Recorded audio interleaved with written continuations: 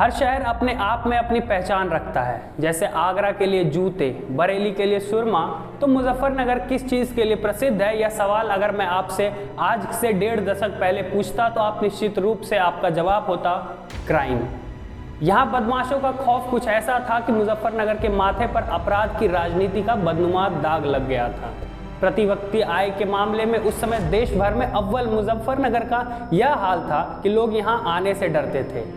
अपहरण, संगठित अपराध यहाँ की पहचान बन गए थे और हत्या और लूट डकैती ताबड़तोड़ वारदातें ऐसी हो रही थी। इसी मुजफ्फरनगर में जहाँ एक से एक सुरमा थे, वहीं 2 और दबंगों ने मुजफ्फरनगर को हिलाकर रख दिया था। नाम था बिट्टू कैल और निट्टू कैल। इनके आगे इनके साथ एक और इनके साथी थे, बिट्टू के बड़े भाई पुष्पेंद्र, जो कि मुजफ्फरनगर के कैल शिकारपुर गांव के थे, जो आज शामली जिले का हिस्सा हो चुका है। और जो सरनेम आप सुन रहे हैं कैल, वह इनके गांव पे ही पड़ा है। दरअसल पश्चिमी यूपी और हरियाणा के कई हिस्सों में यह ट्रेंड रहा है कि नाम के आगे गांव का नाम लगाना।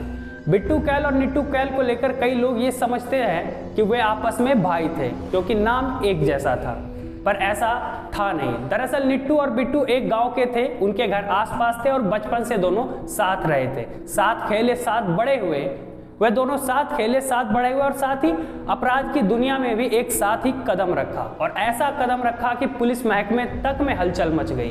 बिट्टू और निट्टू किसान परिवार में पैदा जरूर हुए, पर उनके माँ बाप भी चाहते थे कि वे खेती ही करें। बिट्टू का बड़ा भाई पुष्पेंद्र तो पहले से ही खेती में आ चुका था, पर वक्त और हालात ने उन तीनों को अपराध के मुहाने तक पहुंचा दिया। उनके परिवार वालों के हिसाब से बिट्टू, निट्टू और पुष्पेंद्र तीनों कभी ऐसे नहीं रहे कि उन्हें लगा हो कि वे आगे चलकर गैंगस्टर बन जाएंगे, लेकिन हालात कुछ यूं बने कि तीनों को हथियार उठाने पड़े। दरअसल एक वक्त में निट्टू और बिट्टू दोनों पुलिस फोर्स में भर्ती होने की तैयारी कर रहे थे, जैसे कि यूपी और बिहार के हर एक मिडिल क्लास के परिवार का लड़का करता है। बिट्टू और निट्टू के बारे में लोग कहते हैं कि उनका पुलिस फोर्स में शामिल होना लगभग तय हो चुका था, और निट्टू के घर वाले तो यहाँ तक दावा करते हैं कि निट्टू का पुलिस फोर्स में सिलेक्शन का कॉल तक आने वाला था। पर इसी बीच कुछ ऐसा हुआ कि तीनों मुजफ्फरनगर के आपराधिक दुनिया के सरदार बन गए। दरअसल निट्टू के ही रिश्तेदार ने एक जमीन विवाद के सिलसिले में उस पर केस कर दिया। शुरुआत में तो निट्टू इस मामले को बातचीत से सुलझाना चाह रहा था, जिस पर पंचायतें भी बैठी, पर जब बात नहीं बनी और केस में निट्टू और बिट्टू दोनों का नाम डाल दिया गया, तब इसी का बदला लेने के लिए आवेश में आकर इन दोनों ने मिलकर उसके रिश्तेदार और पूरे परिवार की हत्या कर डाली। यहीं से पुलिस फाइलों में निट्टू और बिट्टू का नाम कुछ यूं जुड़ा, और ऐसा जुड़ा कि आखिर तक दोनों के नाम के आगे अपराधी का टैग नहीं हट पाया। हालांकि इनके साथ बिट्टू का बड़ा भाई पुष्पेंद्र भी कदम मिलाकर आपराधिक दुनिया में कदम बढ़ा रहा था। इसके बाद ये तीनों निट्टू, बिट्टू और पुष्पेंद्र लगातार अपराध की सीढ़ियां चलते गए। अनगिनत अपराधों में बिट्टू, निट्टू और पुष्पेंद्र का नाम आता चला गया। बिट्टू के बारे में तो यहाँ तक दावा किया जाता है कि एक बार वो फिल्मी अंदाज में जेल से भी फरार हो गया था। दरअसल बिट्टू 2004 में कैराना की जेल में बंद था। जब उसे कोर्ट ले जाया जा रहा था, तभी उसके साथियों ने पुलिस के चुंगल से बिट्टू को लेकर भाग गए थे। इसी वारदात के दौरान बिट्टू के साथियों ने कैराना पुलिस से उनके एक SLR छीन लिया था। ऐसा फिल्मी अंदाज देख पुलिस भी दंग रह गई। पुलिस तक के हाथ पांव फूल गए। ये लोग भले अपराध की दुनिया में बढ़ रहे थे, पर इन्होंने ऐसे कई काम किए जिससे उनकी छवि भी लोगों के बीच बनती गई। दरअसल एक बार गांव के एक आदमी, जिसका नाम श्रीपाल बताया जाता है, उसके साले ने गांव की एक लड़की के साथ छेड़छाड़ की थी। श्रीपाल का साला जगमेर, जो कि पहले बावली गांव का निवासी था, वह एक आदतन अपराधी था, जिसे आप आमून भाषा में हिस्ट्री शीटर भी कहते हैं। पुलिस की फाइलों में उसका नाम बहुत जाना पहचाना था। श्रीपाल अपने साले की ही मदद से गांव के लोगों को परेशान किया करता था। बात जब बिट्टू तक पहुंची तो वो खुद को रोक नहीं पाया और अपने 3 साथियों के साथ उसने जगमेर की हत्या कर डाली। गोलियां चली, तलवारें चली। पुलिस इसके बाद हरकत में आई, फिर भी बिट्टू, निट्टू और पुष्पेंद्र को नहीं पकड़ पाई। श्रीपाल को भी अपनी जान की फिक्र होने लगी।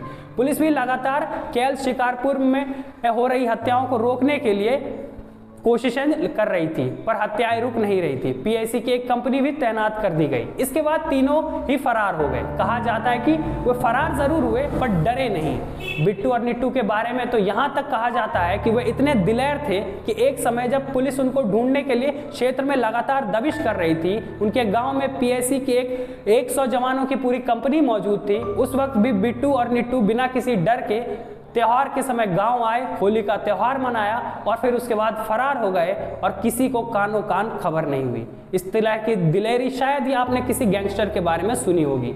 पीएसी के सामने जब लोग गुजरने से डरा करते थे, पीएसी को गैंगस्टर्स का काल कहा जाता था, ऐसे वक्त में ऐसी दिलेरी बिट्टू और निट्टू की हिम्मत दिखाती है।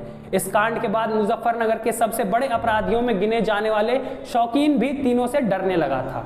बिट्टू और निट्टू का बोलबाला मुजफ्फरनगर सहित आसपास के जिलों में भी गूंजने लगा, लेकिन इनका अंत भी वही हुआ जो हर अपराध करने वाले का होता है। इन्हें इन अपराधों के बदले पुलिस की गोली के सिवाय कुछ नहीं मिला। और आखिर ऐसा क्या हुआ कि इतने बड़े आपराधिक दुनिया में अपनी पकड़ जमा चुके ये तीनों क्यों एक एसएसपी से डर गए और एसएसपी की वजह से इन्हें अपनी जान गंवानी पड़ी? पर कहानी में एक ट्विस्ट और है। दरअसल भले इस दबंग एसएसपी ने इन तीनों का एनकाउंटर कर दिया हो, पर परिवार वालों का दावा कुछ और है। और इन दावों को बल तब और मिलता है जब बीजेपी के ही एक जाने माने मंत्री और नेता उसी एसएसपी पर यह आरोप लगाते हैं कि उसकी कार्यशैली मुजफ्फरनगर और शामली में ठीक नहीं रही है। क्या थी पूरे एनकाउंटर की कहानी और क्यों परिवार वाले ये दावा करते हैं कि ये एक फेक एनकाउंटर था, ये हम आपको अगली वीडियो में बताएंगे। तब तक के लिए देखते रहिए हमारा चैनल। धन्यवाद।